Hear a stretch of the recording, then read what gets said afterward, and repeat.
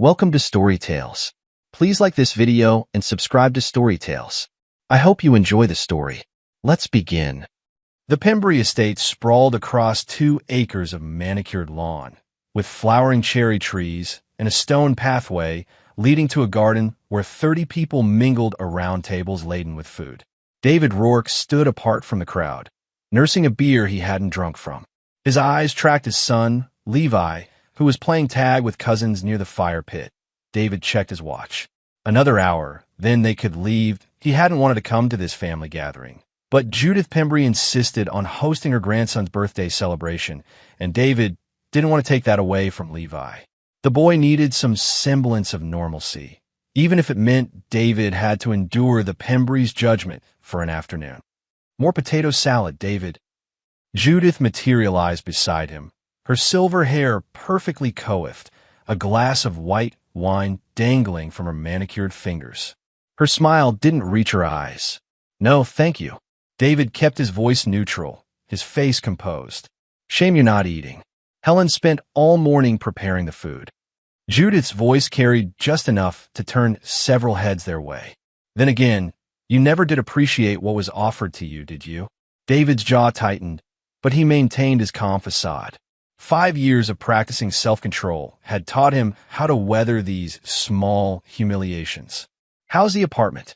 Must be quite an adjustment from the house you and Odessa shared.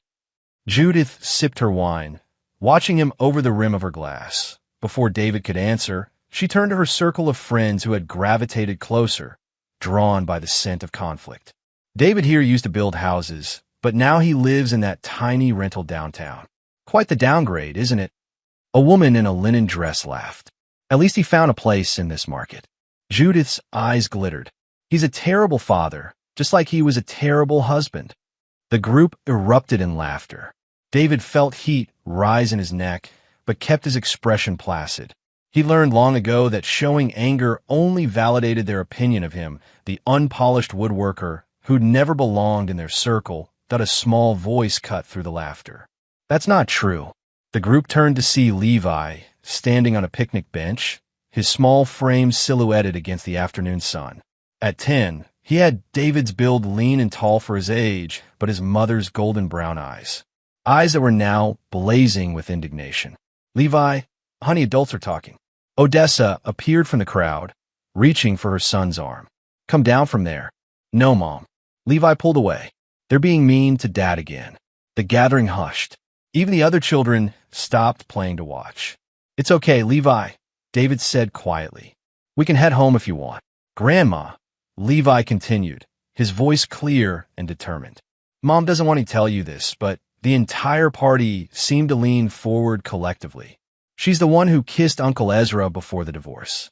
I saw it. The silence that followed was absolute. Odessa's face drained of color. She choked on her drink, coughing into her hand. Judith dropped her fork on her china plate with a clatter. What did you say, young man? David stood frozen, his eyes meeting his son's across the yard. Levi looked relieved, as if he'd been carrying this secret for too long. 5 years too long. Without a word, David set his untouched beer on a nearby table and walked across the lawn toward the exit. He wasn't angry not anymore. He was calculating.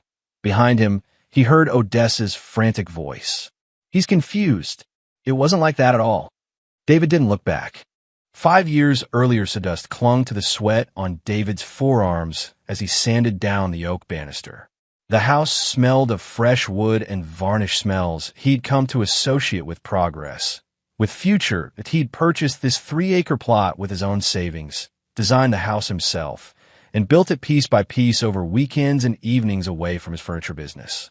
The colonial-style home was almost complete, with hand-carved moldings and custom cabinetry throughout. David, Odessa's voice echoed through the empty rooms. David set down his sanding block. Upstairs, Odessa appeared at the top of the stairs, elegant in a cream silk blouse and tailored slacks. Her dark hair was pulled back in a sleek ponytail, and her makeup was impeccable despite the late hour. She looked out of place among the tools and sawdust. You're still working? It's almost midnight. She wrinkled her nose at the smell of varnish. Just finishing the banister. David smiled. What do you think? I matched the curve you liked from that magazine.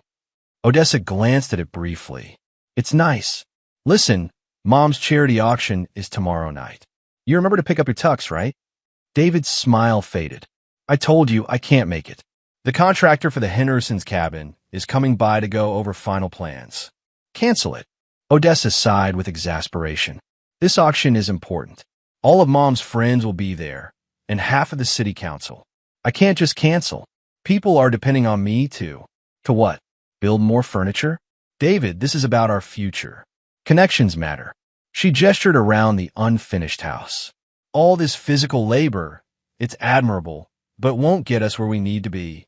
David stared at her, trying to reconcile this woman with the one he'd fallen in love with in college, the art major, who'd sketched his hands while he worked on sets for the drama department, who'd marveled at his ability to shape wood into functional beauty.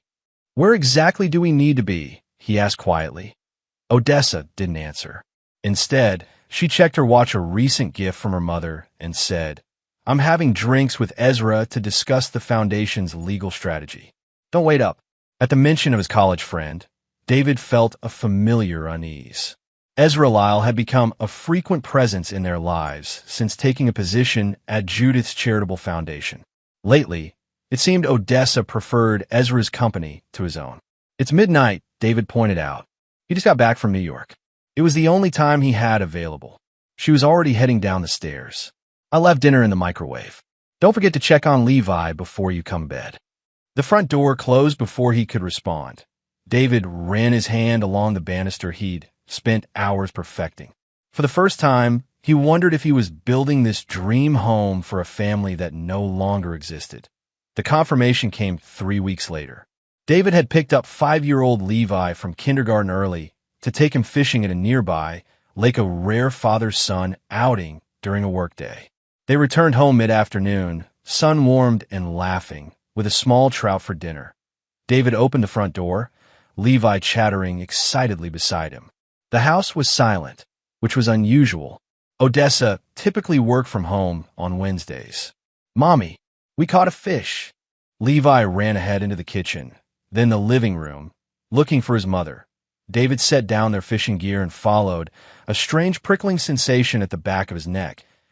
He heard voices from upstairs, hushed, urgent. Instinctively, he placed a finger to his lips when Levi turned to him questioningly. Go wash your hands, buddy, David whispered. I'll find Mom. As Levi headed to the downstairs bathroom, David climbed the stairs silently, his hand sliding along the banister he'd crafted with such care. The master bedroom door was ajar. Through the crack, he saw Odessa, her back to the door. She was hastily buttoning her blouse. You said he wouldn't be home until dinner, a male voice hissed. David pushed the door open. Ezra Lyle stood by the window, tucking his shirt into his pants, his tie hanging loose around his neck. The three of them froze in a tableau of betrayal. David, Odessa breathed. It's not. Don't. David's voice was deadly quiet. Not with Levi downstairs. Ezra straightened, attempting dignity. David, man, we should talk. Get out of my house. David stepped aside from the doorway, his entire body rigid with restraint. Ezra grabbed his jacket and slipped past, not meeting David's eyes. When they were alone, Odessa moved toward him. David, please, let me explain. How long? The question scraped his throat like broken glass. Odessa looked away. A few months. A few months. While he'd been working overtime to finish their dream home. While he'd been coaching Levi's t-ball team. While he'd been planning their future. David, we can work through this, Odessa pleaded. For Levi's sake. At the mention of their son, something snapped inside David. Don't you dare use him as a shield. Not now. Footsteps padded up the stairs. Daddy? Is Mommy up here? David composed his face and turned to his son. Yes, buddy. Mom's just getting changed. Why don't we go make dinner? Show her our fish. He closed the bedroom door behind him, shutting away the ruins of his marriage as he led his son downstairs. The divorce was swift and brutal. Odessa hired the best attorney in Portland, a close friend of her mother's. She claimed David was emotionally neglectful, too consumed with work to be present for his family. Her attorney painted David as a man obsessed with building things but incapable of nurturing relationships. When David discovered that Odessa had been documenting every missed dinner, every late night in the workshop, every school event he couldn't attend due to client meetings, he realized she'd been planning this for longer than the affair. The Pembry name carried weight in Portland. Judges and commissioners knew Judith from charity events and political fundraisers. Testimonials from Odessa's friends, many of whom David had thought were his friends too, described him as distant, frustrated, occasionally angry. They conveniently omitted any mention of Ezra. By the time the dust settled, David had lost full custody of Levi, with visitation rights that amounted to every other weekend and one dinner a week. The house he'd built with his own hands went to Odessa in the settlement. His furniture business, once growing steadily, faltered as he fought legal battles he couldn't afford. Ezra, meanwhile, quietly left town, resigned from the foundation, sold his condo, and disappeared. David later learned he'd bought into a tech startup in Seattle, reinventing himself while leaving scorched earth behind. David moved into a small apartment downtown, converted his workshop into a bare-bones living arrangement, and focused on the only things he had left: his limited time with Levi and a growing, cold determination to reclaim what was taken from him. Not the house, not even Odessa, but his dignity, his reputation, and eventually his soul. In the emptiness of his new life, David became obsessed with self-mastery. He studied stoicism and meditation. He exercised rigorously, transforming his body into something hardened and controlled. He took online courses in finance, law, digital security in the privacy of his sparse apartment. With the silence of loneliness pressing in, David began to plan. David's key turned in the lock of his downtown apartment, the mechanisms clicking into place with precision. The sound echoed in the stillness. He stepped inside, closing the door behind him. The late afternoon sun slanted through half-closed blinds, casting striped shadows across hardwood floors. The apartment was small but functional. A leather couch faced a modest television. A dining table doubled as a desk. The kitchen was clean, minimal appliances tucked away, counters bare. Nothing unnecessary, nothing wasted. But the living room wall told a different story. Where most people might hang art or family photos, David had constructed a map of connections. Red strings linked photos to documents, names to dates, business cards to newspaper clippings. At the center, the Pembry family tree. Judith at the top, Odessa beneath her. Branches extended to Ezra Lyle. Various foundation board members, city officials, lawyers. 5 years of patient research, all interconnected on this wall. David approached it now, reaching into his pocket for his phone. He pulled up the recording app and pressed play. Levi's clear voice filled the room. "She's the one who kissed Uncle Ezra before the divorce. I saw it." He placed a small recording device in Levi's hoodie pocket before the party, not to spy on his son, but to document any potential manipulation from Odessa or her family. He hadn't expected this revelation. David's finger hovered over the delete button, but then he paused. This wasn't just about vindication anymore. This was evidence that the narrative Odessa had created of David as the cold, neglectful husband was built on lies. He connected his phone to his laptop and created an audio file. Then he opened an encrypted email account he'd established months ago under a pseudonym.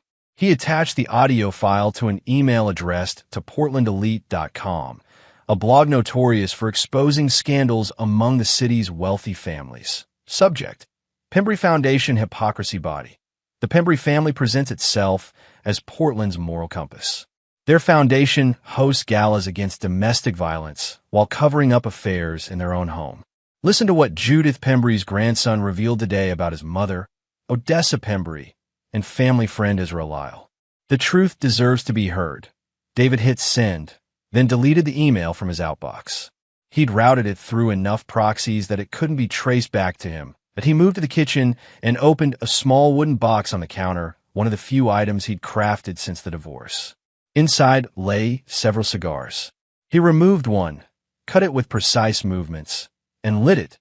The rich smoke filled his lungs as he exhaled toward the ceiling. In the swirling gray, He imagined the first small flame of a much larger fire. Returning to the wall, David pinned a new note beside Odessa's photo, affair exposed. Then he added today's date that IT had begun. Salvage works occupied a renovated warehouse in North Portland. The building itself was a testament to reclamation, brick walls scrubbed clean, original beams exposed, concrete floors polished to a soft sheen. Inside, the space was filled with rescued architectural elements. Vintage doors stacked against one wall, antique fixtures hanging from ceiling rafts, reclaimed wood sorted by type and size. David ran his hand along a section of old-growth fur, feeling the dense grain beneath his fingers. In another life, he would have been excited to incorporate this into a custom piece. Now, he was here on different business. "You must be David." A woman's voice, low and direct, came from behind a massive oak counter. Jenny Alcott moved with the easy confidence of someone comfortable in her own space. She was around David's age, maybe younger, with dark hair cut in a practical bob. Tattoos peeked out from the rolled sleeves of her flannel shirt, geometric patterns on one arm, and behind her ear, a single black feather. "Ms. Alcott," David extended his hand. "Thank you for meeting me." Her handshake was firm. "Jenny, please. And let's skip the part where you pretend to be interested in reclaimed lumber. You wanted to talk about Judith Pembry." David's expression remained neutral, but inwardly, he appreciated her directness. Word travels fast.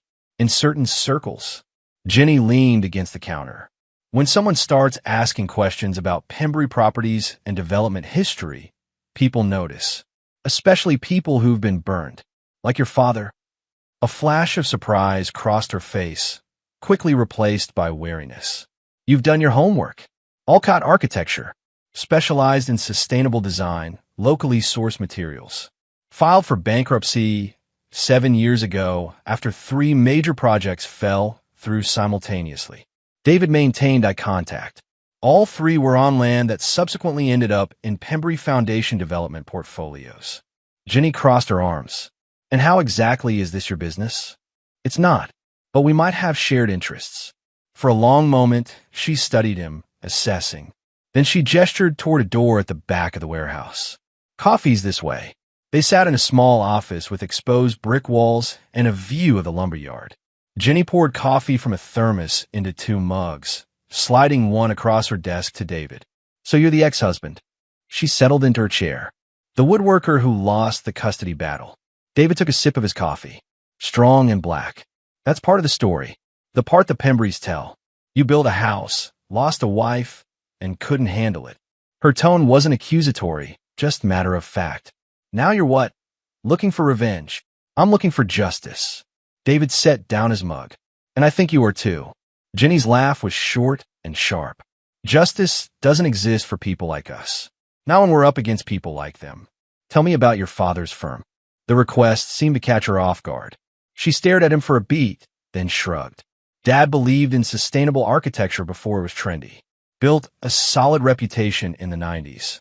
Then the Pembrys came along with their downtown revitalization initiative. Promised contracts, visibility, the works. But the contracts never materialized. Worse, they did, then they disappeared. Suddenly permits were denied, zoning changed, investors pulled out.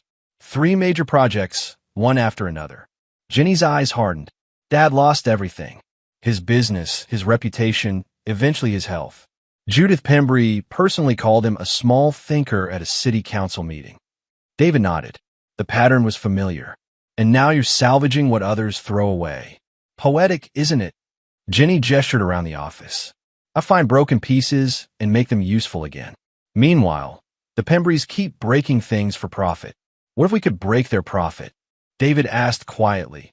Jenny leaned forward, elbows on her desk. "I'm listening. I need access to building records from Pembry developments. Historical permits, contractor lists, material sources. Especially for projects between 2016 and 2018. That's specific. Those years marked the Pembry Foundation's biggest growth. It's also when Ezra Lyle became legal counsel." Jenny's eyes narrowed. "The same Ezra who was sleeping with your wife." David didn't flinch at her bluntness. "Yes. What exactly are you planning, Mr. Rourke?" "Nothing illegal. just connecting dots that already exist. He met her gaze steadily. I need someone who understands Portland's development history. Someone with access to records and contacts that I don't have. Jenny drummed her fingers on the desk. And what do I get out of this partnership? The satisfaction of watching Judith Pembry's carefully constructed image crumble. David paused.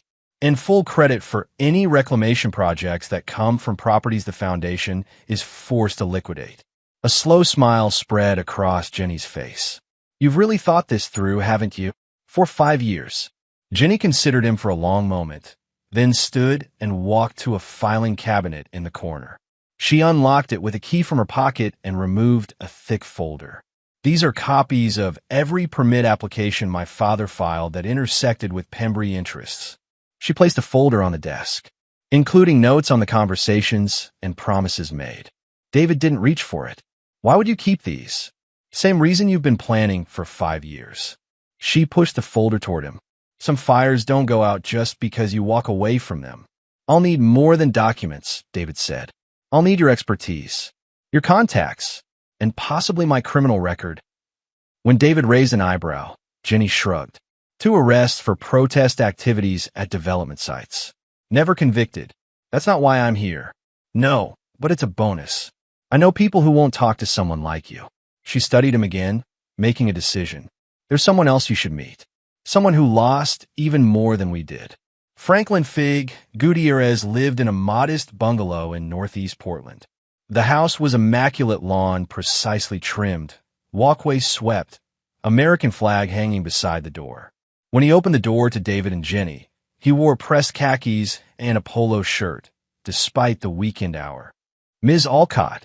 Fig's greeting was formal, his handshake brief but solid. His eyes, when they turned to David, were assessing. Military, David thought immediately. The precise posture, the economy of movement. This is David Rourke, Jenny said. He's interested in the Greenfield project. Fig's expression remained neutral, but something flickered in his eyes. Then you'd better come in. The living room was sparse but comfortable. No family photos, David noted. Bookshelves filled with history and biographies. A chest set on a side table, game in progress. Coffee, Fig offered. We're fine. Jenny answered for both of them. David has a proposition I think you'll want to hear. Fig settled into an armchair, back straight, hands resting on his knees. I'm listening. David chose his words carefully. I understand your family owned property that was part of the Greenfield development in 2017. My parents owned it. 3rd generation. Fig's voice remained even. 20 acres of productive farmland. My grandfather built the house himself after coming back from Korea. The eminent domain claim said it was for a community health center, David prompted. That was the official story. Fig's jaw tightened slightly. They bulldozed it for a parking structure instead. The health center is 3 stories of luxury medical offices. Plastic surgery, boutique wellness. Nothing my neighborhood needed. Your parents fought it. Every step. Spent their retirement savings on lawyers. Fig's hands formed fists, then deliberately relaxed. Mom had a stroke 2 weeks after the demolition. Dad moved to Arizona with my sister. He won't come back to Portland. David nodded, understanding the cost beyond money. And you stayed. Marines taught me not to abandon territory. Fig's gaze was direct. I monitor their activities. Every zoning meeting, every permit application. I know who's taking bribes and which contractors cut corners. How close do you watch them? David asked. Close enough to know Judith Pembry's foundation shifted $3.2 million to an offshore account last quarter. Fig's face showed no expression. Close enough to track Ezra Lyle's movements since he left town. Seattle, San Francisco, Singapore. Jenny shot David a significant look. Told you he'd be useful. What exactly are you planning? Fig asked David. Information gathering. Strategic pressure points. Legal exposure of illegal activities. David kept his tone businesslike. No physical interventions. No threats. Just the truth they've been hiding. Fig studied him, then stood and walked to a closet. He returned with a laptop, opening it on the coffee table. Cybersecurity was my specialty in the Corps. I've been documenting Pembry Foundation activities for 3 years. The screen filled with spreadsheets, documents, photographs, dates, amounts, names. Everything's backed up in triplicate, Fig continued. Encrypted, secured. I was waiting for the right moment. Or the right ally. David leaned forward, examining the information. This is extensive. I'm thorough. Fig met David's eyes. But I need to know your endgame. What happens when you have all the pieces? Public exposure. Legal consequences. Financial reparations to those they've harmed. David held his gaze. And in my case, custody of my son. Fig considered this, then nodded once. Proportional response. I can work with that. As I left Fig's house an hour later, Jenny glanced sideways at David. You didn't tell me you had a son. I didn't tell you a lot of things. Fair enough. She stopped beside her truck. Are we really doing this? Taking on the Pembrys. David looked back at Fig's house, then at Jenny with her crow feather tattoo. 3 broken pieces, each with their own reason to seek restoration. Yes, he said. We are. The coffee shop buzzed with mid-morning activity, students hunched over laptops, remote workers in video meetings, baristas calling out orders. David sat in a corner booth, laptop open, a steaming mug untouched beside him. Across the table, Fig typed with methodical precision, his expression unchanged as information populated the screen.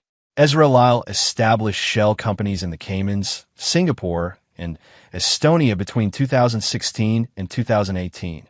Fig reported, his voice low. Each one received transfers from Pembry Foundation accounts designated for international outreach initiatives.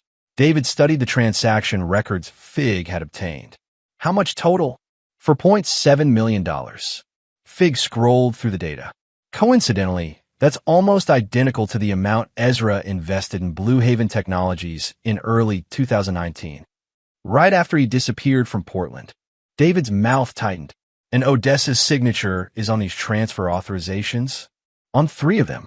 As a foundation board member, Fig enlarged a document showing Odessa's flowing signature on a wire transfer form. She can claim ignorance of where the money ultimately went, but not that she approved its initial movement. David saved the documents to an encrypted drive. Any direct connection to Judith? Nothing explicit. Fig's tone remained neutral, but his eyes reflected satisfaction. But I found something else. The foundation received a series of anonymous donations that matched to the amounts withdrawn from several development project budgets. Money laundering. Political connections. Working on it. Fig closed one window and opened another. I have recorded conversations between Judith and 2 city commissioners regarding zoning changes. Not enough to prove bribery, but suspicious. David nodded. Jenny's making progress on that front. She's been combing through building permits, finding irregularities. The bell above the coffee shop door jingled. David glanced up to see Jenny enter, rain dripping from her jacket. She spotted them and made her way to their booth, sliding in beside Fig. Morning, boys. She pushed damp hair from her forehead. Having fun with spreadsheets. Fig didn't look up from his screen. Financial tracing isn't meant to be fun. Spoken like a true Marine. Jenny pulled a USB drive from her pocket and slid it across the table to David. Building department records. 3 Pembry projects that broke at least 6 code regulations each, signed off by the same inspector. Who's now retired in Palm Springs, David guessed. Bingo. Jenny grinned. With a very nice house for someone on a city employee's pension. David added the drive to their growing collection of evidence. For 3 months, they'd been gathering threads, connecting dots. The pattern was becoming clearer, a web of corruption extending from Judith Pembry through various officials, contractors, and board members. How's our other project progressing? Jenny asked, lowering her voice further. David minimized his current window and opened a different file. Micah Wells, Harvard Law, joined the Pembry legal team 2 years ago, currently dating Odessa. The screen showed a well-dressed man in his late 30s, tall, conventionally handsome, with a polished look of old money. Photos showed him at charity events, his arm around Odessa's waist, both of them smiling for cameras. He's perfect, David continued. Narcissistic personality. 3 complaints of ethics violations in Massachusetts before moving to Oregon. And a gambling habit he keeps carefully hidden. How did you find that out? Jenny leaned forward, intrigued. Fig tracked his weekend trips to Las Vegas. Always stays at the Bellagio, always takes the private elevator to the high-stakes rooms. Fig looked up from his laptop.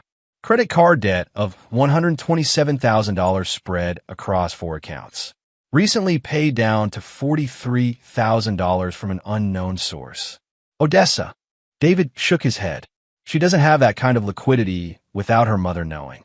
I think he found another source of funds. The foundation, Jenny suggested. Not directly. Too obvious. David pulled up another document, a business proposal, with glossy renderings of modern buildings nestled among trees. This is what we'll use. Ecolux Village, a proposed development combining luxury housing with sustainable design. Jenny studied the images. This isn't real. It is now. David clicked through the professional-looking portfolio, complete with projected returns, investor packages, and exclusive early access opportunities. Understanding dawned on Jenny's face. You're baiting him. Fig created a convincing digital footprint. I established connections with legitimate green builders who were supposedly involved. David closed the laptop. All Micah sees is an opportunity to solve his debt problem without anyone knowing. And when he bites, Fig asked, he'll use money from one of the foundation's discretionary accounts.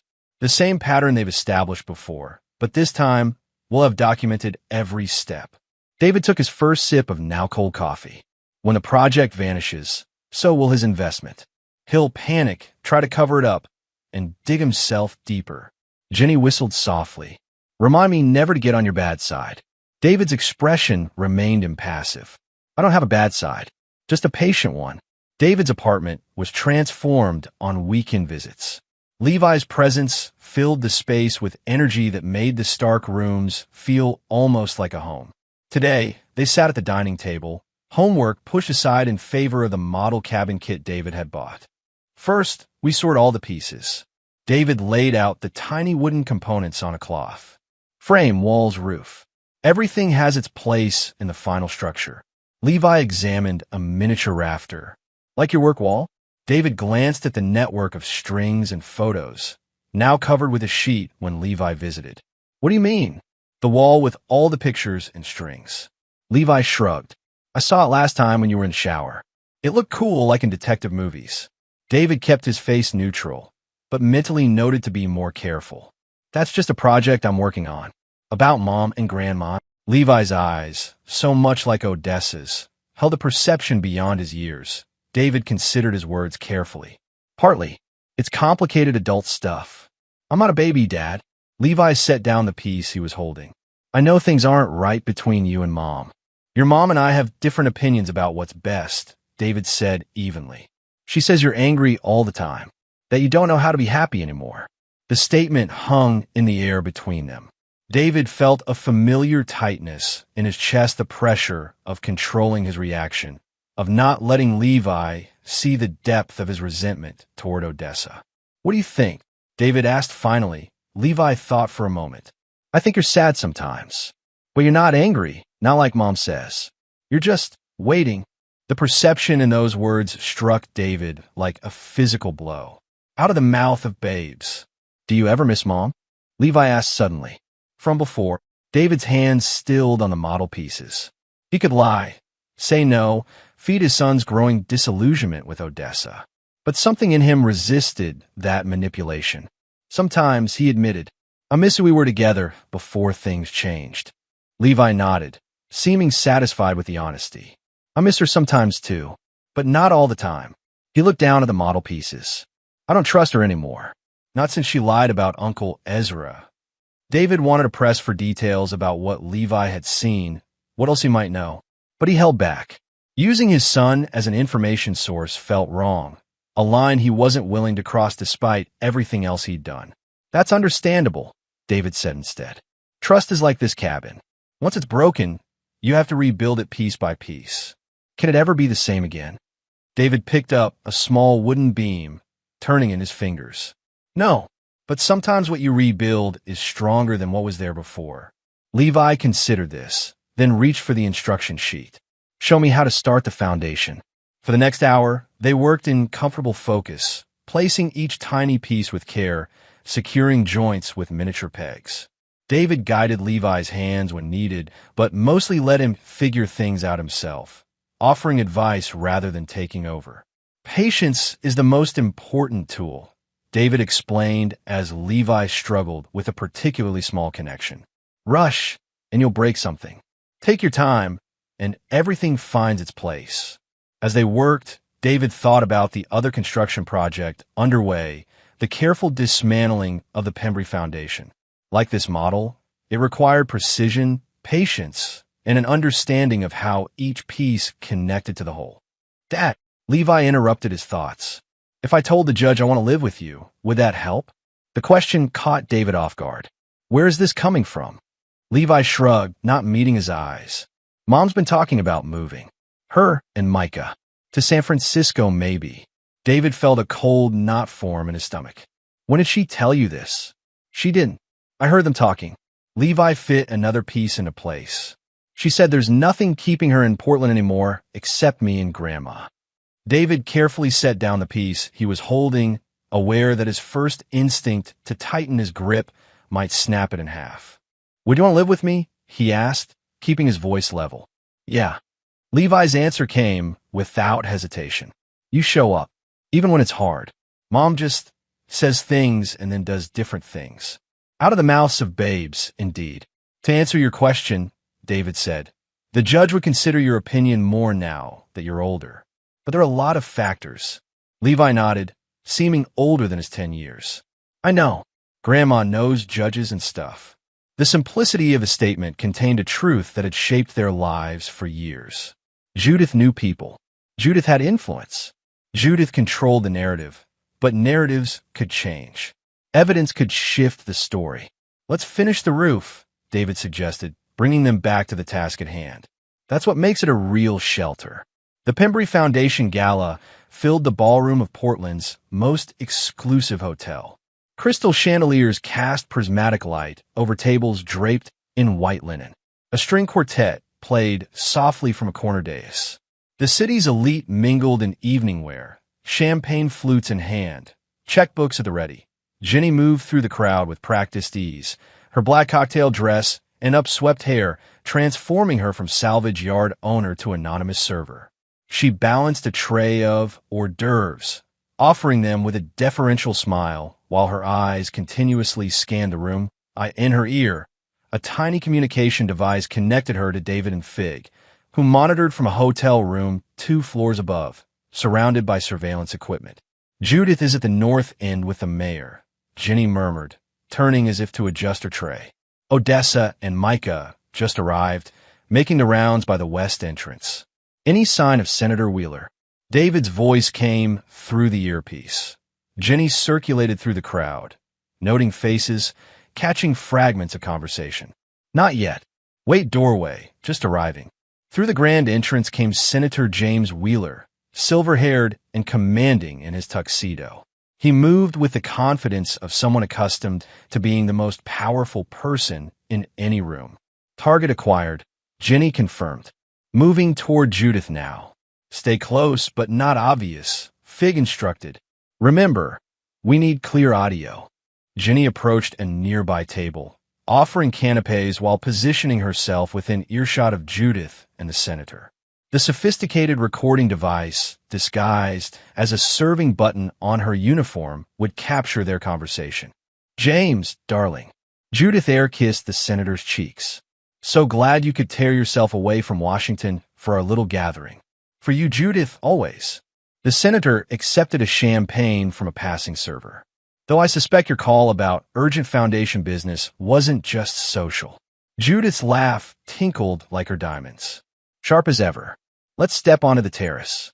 The air in here is stifling. Jenny followed at a discreet distance, moving toward the terrace doors as if to serve guests outside.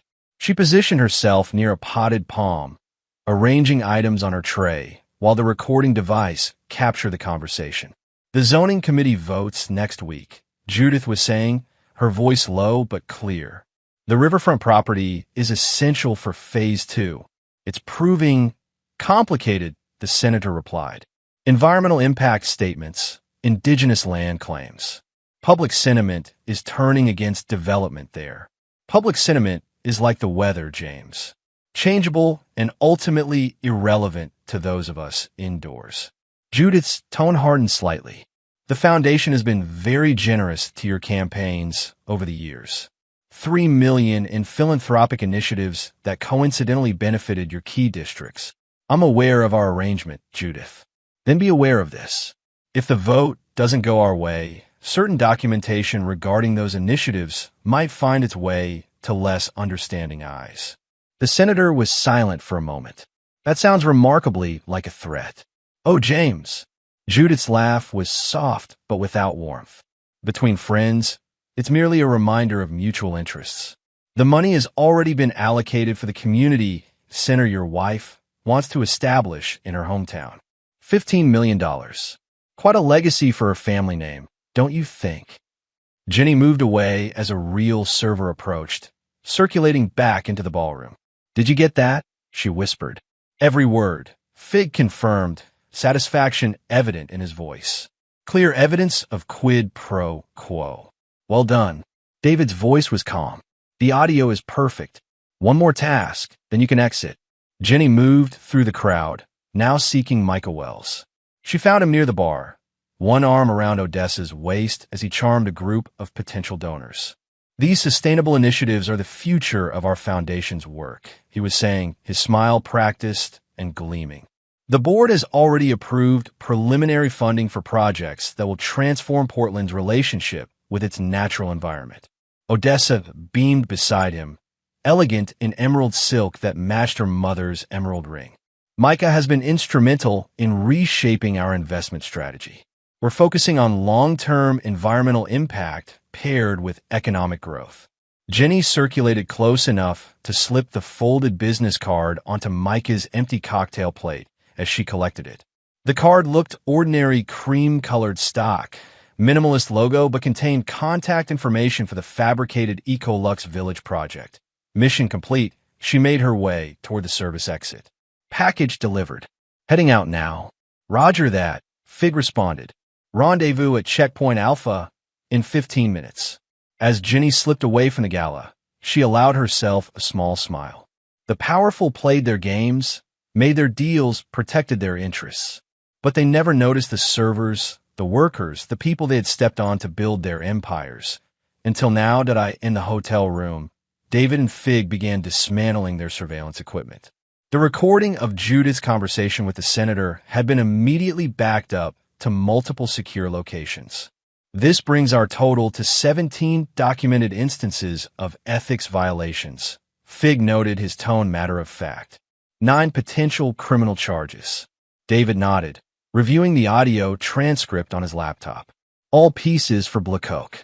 Blacoque was the name they'd given to their secure digital vault, a repository for all evidence collected over the past 7 months. Every document, recording, and financial record had been verified, authenticated, and organized into an irrefutable case against the Pembry Foundation and its key members. Micah took the bait, David added, showing Fig a notification on his phone, an email from an account they monitored. He's requesting investment information on Ecolux. Fig packed the last of the equipment into an unmarked case. Timeline, 2 weeks. Maybe 3. David closed his laptop. Once Micah commits foundation funds to our non-existent project, we'll have the final piece. And then, David looked out the hotel window toward the glittering ballroom visible across the courtyard. From this distance, the gala looked like a perfect snow globe, beautiful, pristine, contained. And then we shake it until the snow falls differently. David sat at his dining table, 3 laptops open before him. The room was dark except for their screen's glow. A half-empty coffee cup had gone cold beside him.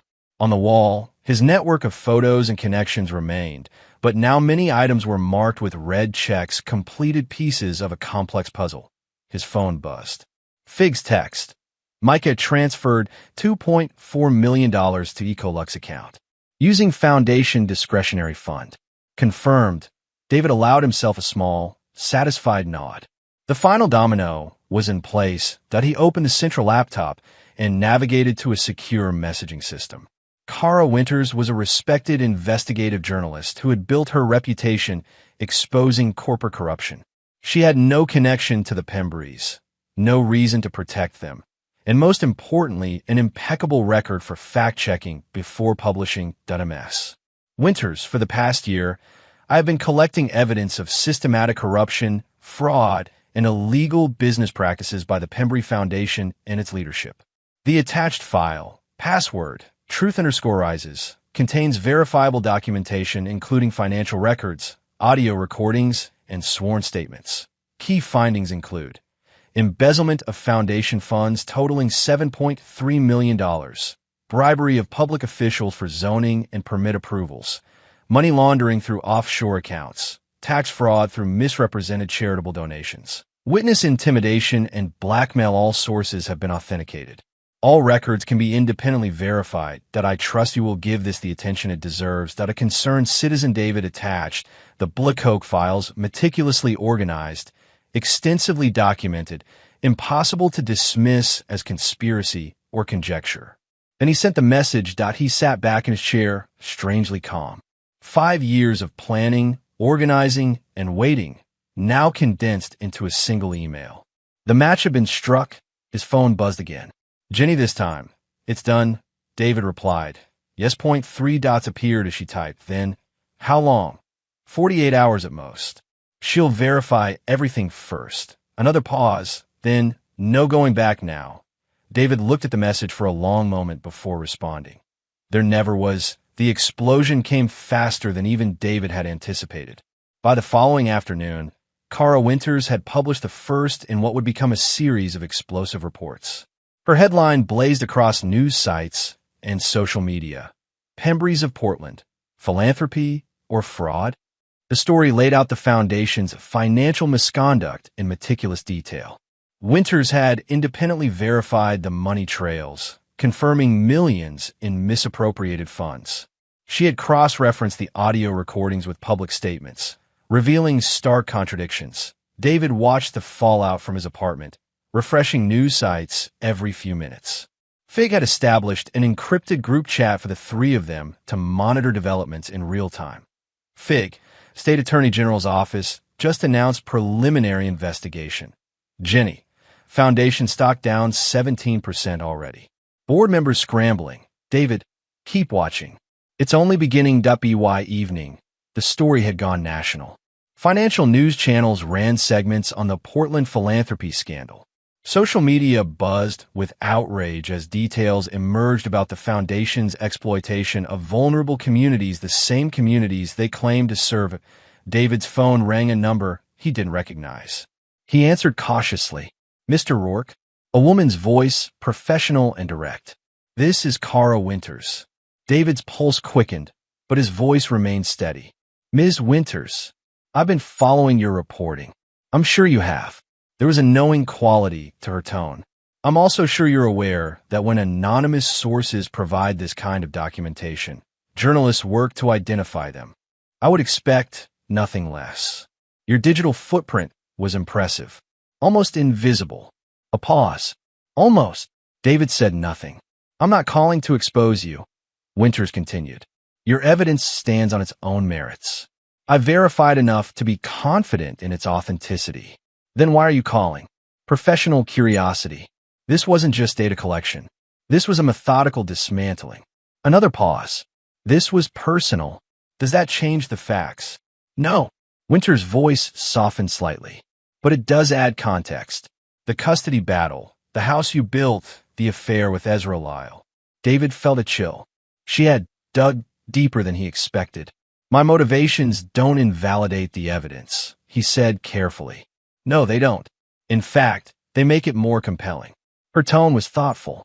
The Pembrys have been untouchable for decades because people were too afraid to challenge them.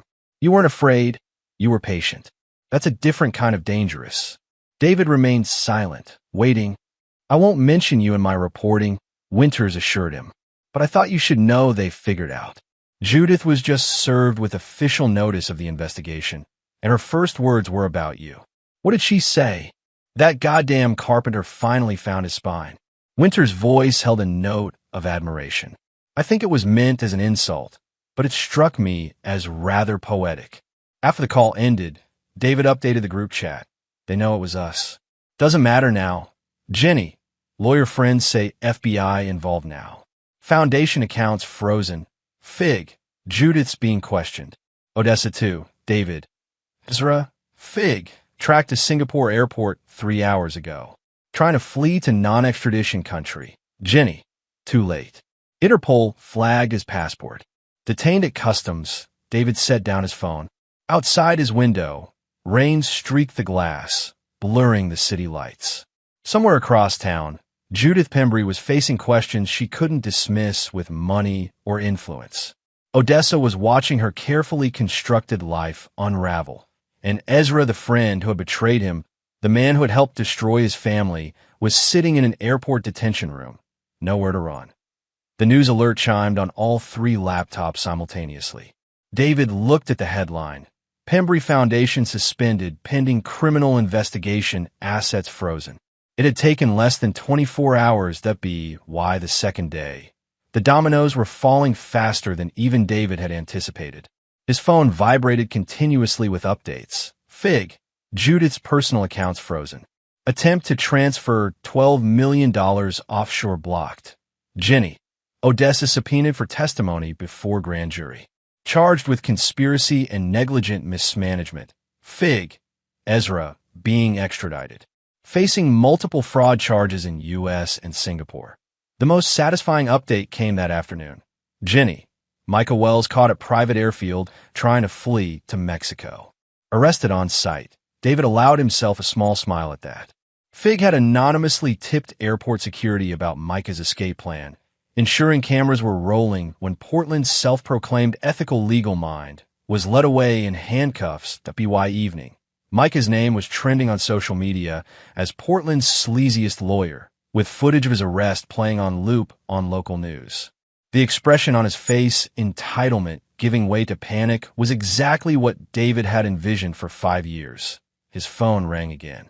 Odessa's number. He let it go to voicemail that a text followed immediately. We need to talk.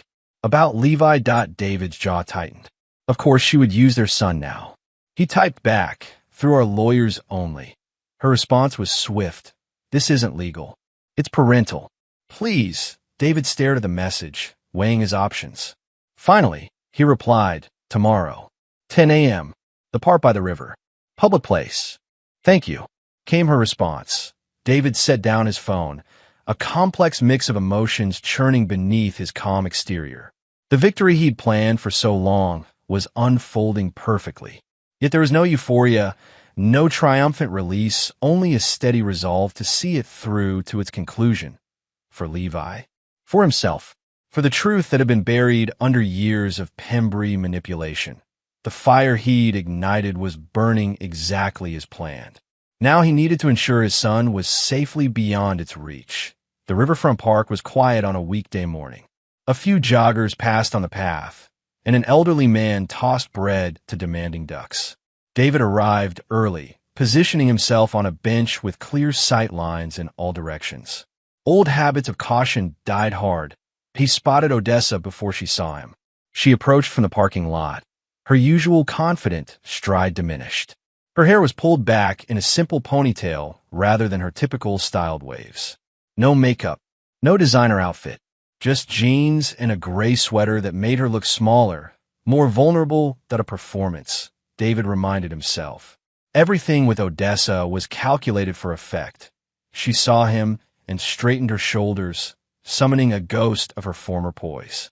As she came closer, he noticed the shadows under her eyes, the tension in her jaw.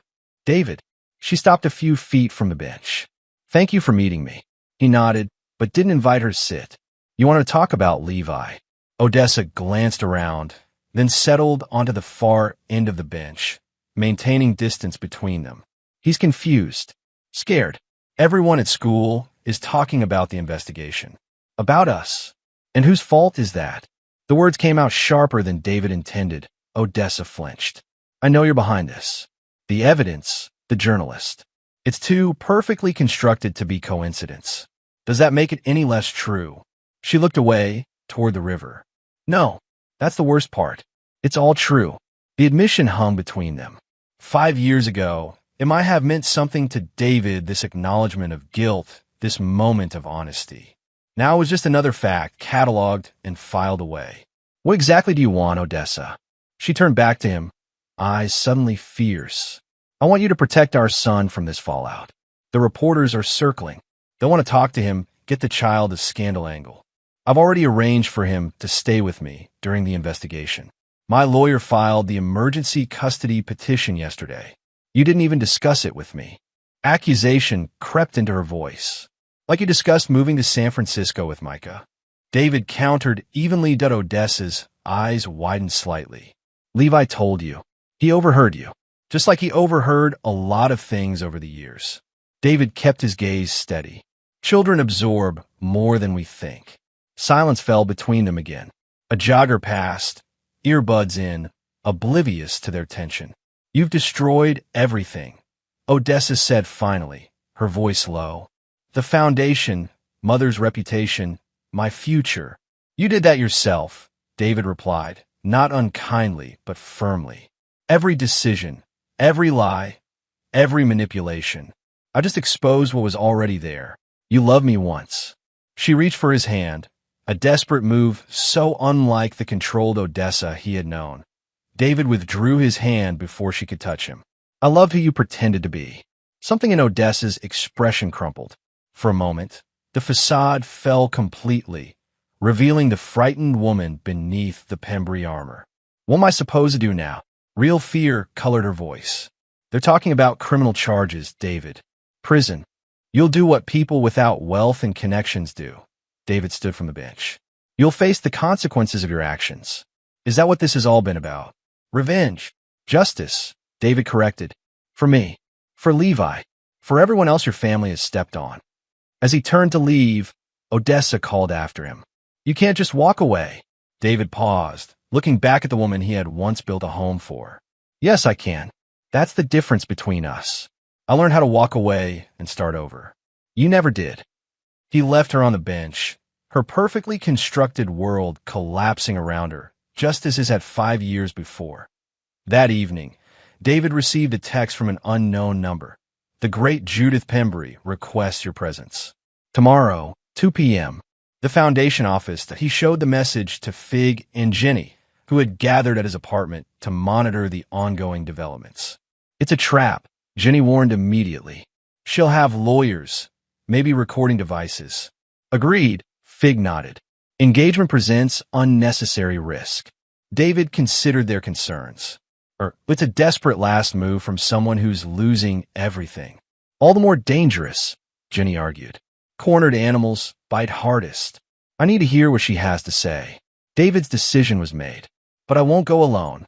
The Pembry Foundation headquarters occupied the top 3 floors of a downtown high-rise. David had never been inside. His social standing hadn't warranted an invitation during his marriage to Odessa, and certainly not after. Now he stood in the marble lobby, Fig beside him, dressed in a suit that emphasized his military bearing. They had agreed that Jenny would remain outside, monitoring communication and ready to intervene if necessary. The security desk, usually staffed by multiple guards, had only one distracted employee who barely glanced at their IDs before waving them toward the private elevator. Signs of downsizing already. Fig observed quietly as the elevator doors closed. The executive floor was eerily quiet. No assistants bustled between offices, no phones rang. The walls, covered in photographs of Judith with various celebrities and politicians, seemed like museum artifact from a bygone era. Judith's assistant, the only employee visible, led them to a conference room rather than Judith's office. Mrs. Pembry will join you shortly, she said, her voice tight with stress. When the door closed behind her, Fig immediately began a subtle sweep of the room, checking for recording devices. He nodded once to David. Clean. Judith entered 5 minutes later alone. Her appearance shocked David, though he kept his face impassive. The imperious, immaculately presented woman who had belittled him for years looked diminished. Her designer suit hung slightly loose, as if she'd lost weight rapidly. Her makeup couldn't fully conceal the exhaustion in her face, She eyed Fig with suspicion. I asked to see you alone. Mr. Gutierrez is my associate, David replied calmly. He stays. Judith's mouth tightened, but she didn't argue. She took a seat at the head of the conference table habit, David supposed, from decades of controlling rooms. I know what you've done, she began without preamble. Very thorough, very patient. I underestimated you. David said nothing, waiting. The board has suspended me pending the investigation. Her voice betrayed a slight tremor. 40 years building this foundation, and they removed me with a single vote. Actions have consequences, David said. Judith's eyes flashed with momentary fire. Don't patronize me. I've spent my life dealing with consequences, fixing them, avoiding them, creating them for others. She leaned forward. What I want to know is your price. My price. David kept his expression neutral. To stop this, Judith gestured vaguely around her, indicating the collapsing empire. To withdraw whatever evidence you've provided, claim it was fabricated, retract your accusations. David couldn't help but laugh a short, incredulous sound. It doesn't work that way. The investigation has its own momentum now. The evidence speaks for itself. Everything can be managed, Judith insisted. With the right influence, the right narrative. I still have connections. Not anymore. David's voice was matter-of-fact. Your senator friends are distancing themselves. Your financial allies are protecting their own interests. The encryption on that evidence can't be broken, and multiple agencies have copies. Judith's facade cracked further. You're tearing this family apart. No, David replied coldly. I just stopped pretending everything was whole. She studied him for a long moment, reassessing. This isn't just about Odessa's affair or the divorce. This is about Levi. It's about everything. The affair, the custody battle, the lies in court. David met her gaze unflinchingly. But yes, ultimately, it's about my son. He's a Pembry too, Judith reminded him. He's his own person, one who deserves better than the example your family has set. Judith's shoulders sagged slightly, the first genuine sign of defeat David had ever seen from her. What do you want from me, then? Why agree to this meeting? Closure, David said simply, and to tell you personally that the emergency custody hearing is tomorrow. Given the circumstances, the judge will likely grant me temporary full custody. You can't keep him from his mother, Judith's voice sharpened. I have no intention of doing that. Supervised visitation, until the courts determine otherwise. David stood. Unlike some, I don't use children as pawns. As he and Fig moved toward the door, Judith called after him. This victory won't last, David. Our kind always recovers. David paused, hand on the doorknob. That's where you're wrong, Judith. There is no our kind. There's just people who take responsibility for their actions, and people who don't. He left her sitting alone in the empty conference room, surrounded by the remnants of her crumbling empire. The family court building was familiar territory to David, the scene of his greatest defeat 5 years earlier. Now he sat on the same uncomfortable bench outside courtroom 3, but the circumstances couldn't have been more different. His lawyer, Ms. Reyes, reviewed documents beside him. Across the hallway, Odessa sat with her attorney, her posture rigid, eyes fixed on the middle distance. Neither Judith nor Micah was present. Both were dealing with their own legal troubles elsewhere in the city. The courtroom doors opened, and a bailiff appeared. Rourke custody modification, Judge Chun presiding. David straightened his tie and followed Ms. Reyes into the courtroom. The proceedings were closed to the public due to Levi's age, creating an intimate tension in the sparsely populated room. Judge Chun, a stern-faced woman with silver-streaked hair, studied the documents before her. Given the extraordinary circumstances, we're expediting this hearing. I've reviewed all submitted materials, including the emergency petition. She looked up, gaze moving between David and Odessa. I've also spoken with Levi Rourke in my chambers, as is appropriate for a child of his age. David felt a surge of anxiety at this. He hadn't pressured Levi in any way regarding the custody situation, wanting his son's decision to be genuine. Ms. Pembry, the judge continued, addressing Odessa, the allegations against you and your family create significant concern regarding stability. The investigation into financial improprieties at the Pembry Foundation directly impacts your ability to provide a secure environment. Odessa's attorney stood. Your Honor, my client has not been convicted of any crime. These are merely allegations at this stage. Noted, Judge Chen replied. However, the evidence submitted by multiple law enforcement agencies suggests a high probability of forthcoming indictments. Additionally, Ms. Pembry's primary residence may be subject to asset forfeiture pending the outcome of the investigation. David kept his expression neutral, though inwardly he felt a surge of vindication. The judge continued addressing various legal points, but his attention focused when she mentioned Levi again. In cases like this, the court's primary concern is the child's well-being, Judge Chen stated. Levi Rourke has expressed a clear preference regarding his living situation. She looked directly at David. He has indicated a desire to reside primarily with his father. Odessa made a small, pained sound. When asked his reasoning, the judge continued. Levi stated, and I quote, "Dad shows up, even when everyone else lies." The simple statement, in his son's clear voice, struck David with unexpected force. He blinked rapidly, maintaining his composure with effort. Given these factors, I am granting temporary sole physical custody to David Rourke, with supervised visitation for Odessa Pembry, pending final determination after the conclusion of the ongoing investigations. Judge Chen signed the order with a decisive stroke. This arrangement will be reviewed in 90 days. The formalities concluded quickly after that. Outside the courtroom, David stood with Ms. Reyes as she explained the practicalities of the new arrangement. Across the hallway, Odessa spoke quietly with her lawyer, occasionally glancing toward David. As her attorney walked away to make a call, she approached David directly. "Congratulations," she said, her voice hollow. "You won." "This isn't about winning," David replied. "Isn't it?" Bitterness tinged her words. "No, it's about what's best for Levi." Odessa looked down at her hands, which trembled slightly. "When can I see him?"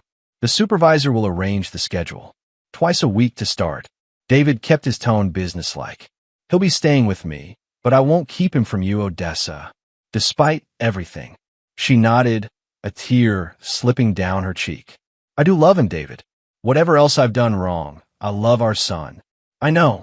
And he did know perhaps the only truth that had remained constant through all the lies. "What happens now?" she asked quietly. David considered his answer carefully. "You face the consequences. You rebuild if you can. And you decide what kind of mother you want to be going forward. And us. Will you ever forgive me?" David met her gaze steadily. "Some things you never forgive. But maybe, someday, for Levi's sake, we learn to coexist." It wasn't what she wanted to hear, but it was the truth.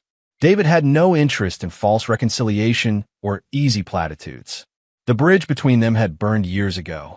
What might grow in its place would be something different, not friendship, not love, but perhaps eventually a functional co-parenting relationship built on honesty rather than manipulation. As Odessa walked away, shoulders straight despite everything, David felt not triumph, but resolution. The circle that had begun 5 years ago was closing. Now it was time to begin something new. The cabin stood at the edge of the forest, sunlight filtering through pine trees to dapple its newly finished deck. David had purchased the land 6 months earlier, a small parcel outside the city with a dilapidated structure that most would have demolished. Instead, he had restored it, rebuilding what could be saved, replacing what couldn't. The workshop behind the cabin houses returned woodworking equipment, the tools of his trade that had been in storage for too long.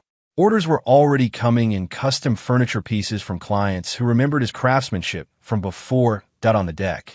Jenny arranged plates and utensils around a wooden table David had built specifically for this space. Fig tended a small fire pit nearby, methodically arranging kindling with the same precision he brought to everything. Levi emerged from the cabin, carrying a stack of napkins. At nearly 11, he moved with growing confidence, finding his place in this new configuration of life. "Dad, can we roast marshmallows after dinner?" he asked, depositing the napkins on the table. "Absolutely," David replied. "Fig brought enough to feed an army. I believe in tactical reserves, Fig deadpanned, earning a laugh from Levi. The past 3 months had brought significant changes. The Pembry Foundation had been dissolved, its legitimate charitable functions transferred to other organizations. Judith faced multiple criminal charges, her empire dismantled piece by piece.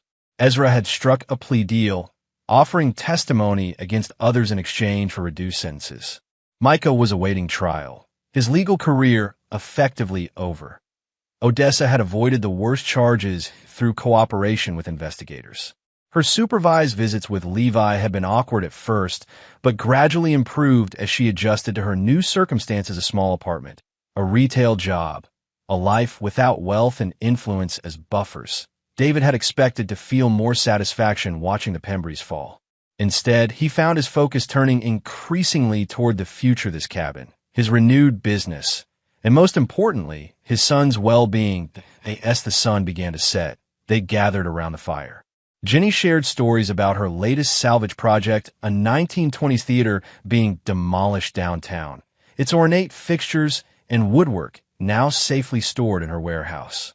Fig, usually taciturn, described his plans to establish a community garden in his old neighborhood.